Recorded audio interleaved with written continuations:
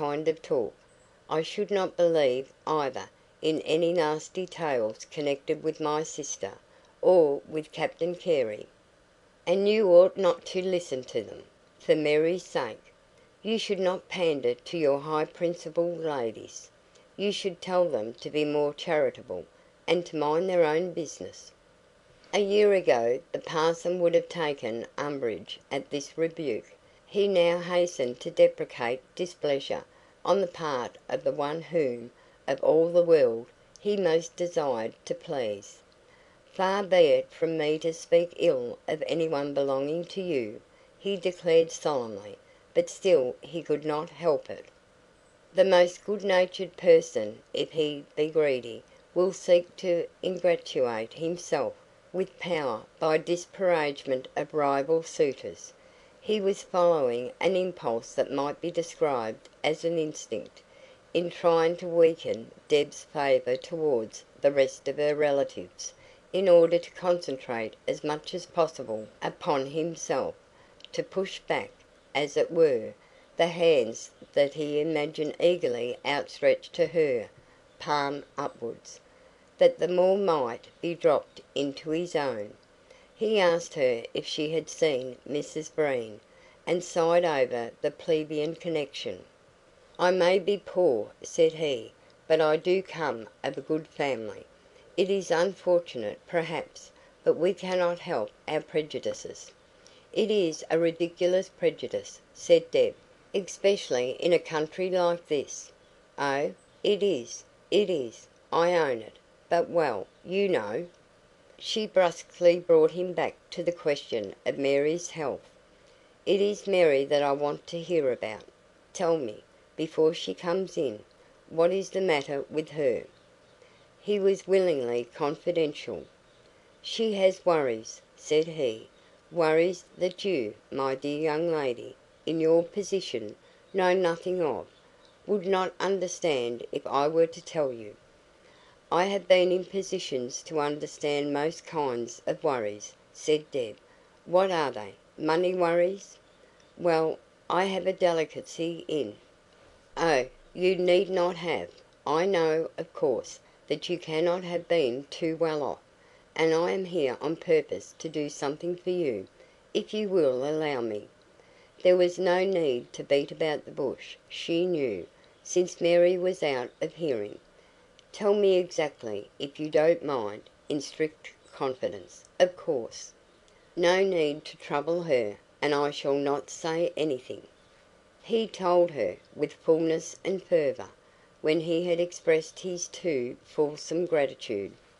"I have done my best, Miss Pennycuick. You bade me good to her. I gave you my solemn promise, and I can conscientiously say that I have kept my word." Well, so he had. According to his lights he had been an exemplary husband. But circumstances have been against me. In the first place, I was in error somewhat, as you know, in regard to my wife's expectations from her father. I did not marry her for her money, as you also know, but appearances were such that I naturally concluded she would have a considerable income of her own. I did not care for myself one way or the other, but I was glad to believe that there would be the means to continue to her the mode of life that she had been used to. I acted upon this supposition, false, as it turned out, and anticipated, most imprudently, I confess, the little fortune that I imagined to be secure. When we came here, where living is so much more expensive than in the country, with no Redford to draw upon, I surrounded my wife with the comforts that were her due, and which I fully believed she had every right to." He waved his hand over the still blooming Axminster carpet and the brocaded suite the family was not allowed to sit on. We spent, the little capital represented by your father's wedding present. I had an erroneous idea that it was to be an annual allowance pending the eventual division of the estate, and then, well, Then you know what happened?" Deb nodded. "Did you," she inquired feelingly, "borrow of those professional moneylenders?" She was prepared to be very sympathetic in that case, but Mr Goldsworthy repelled the suggestion with scorn. "Certainly not. I never borrowed money in my life. I struggled and scraped and saved, as best I could. I endeavoured in vain to augment my small income by little speculations, harmless little dabblings in the mining shares. But I won't bore you with these disagreeables," pulling himself up with an air of forced cheerfulness. "But I want to know," said Deb. "You spoke of worries, Mary's worries. Worries now.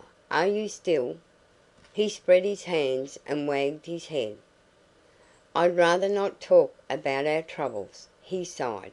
"I don't want to dim the sunshine of your " And suddenly his eye flashed and his brow contracted with annoyance.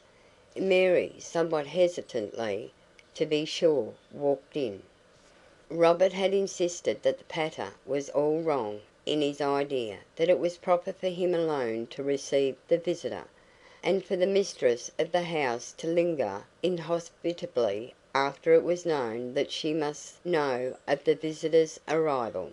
Robert had coerced his mother into doing the correct thing. Politely he opened the drawing room door for her. That, of course, was absolutely the correct thing, and escorted her forward with the aplomb of a man of the world, nicely blended with the respectfulness appropriate to a nephew and a schoolboy. "Ay, here she is!" Mr Goldsworthy exclaimed heartily. The sisters were at once in each other's arms. Deb, pierced to the heart by Mary's aged and faded looks, was the most demonstrative of the two. Mary struck her after a moment as being a little reserved and chilly, as if on the watch to repel benevolence as soon as it should take tangible form. Deb understood, and was warned to be circumspect. "And this is our boy, grown out of knowledge, eh?"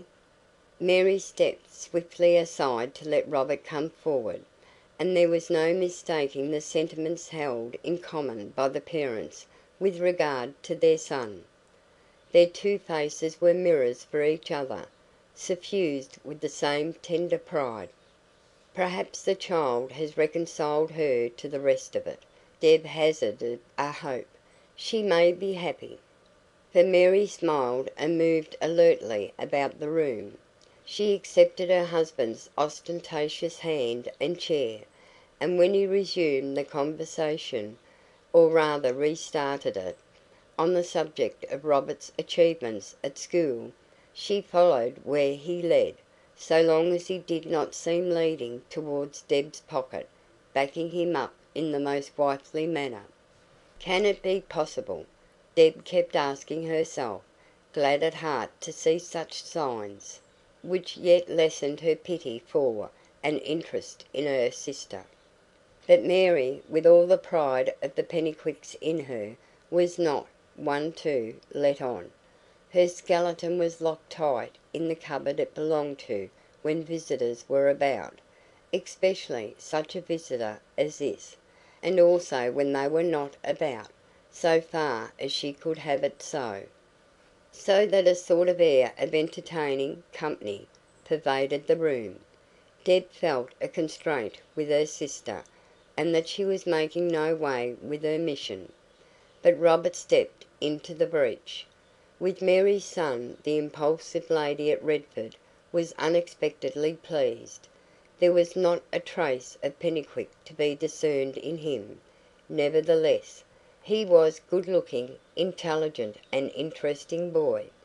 He sat by her on the sacred brocaded sofa while she brightly questioned him, brightly answering her with aptness and good sense, his parents beaming on the pair, even the father content to play second fiddle to give the son his chance. Here, at any rate, thought Deb, was material to hand for the work she had come to do. "I love boys," she remarked.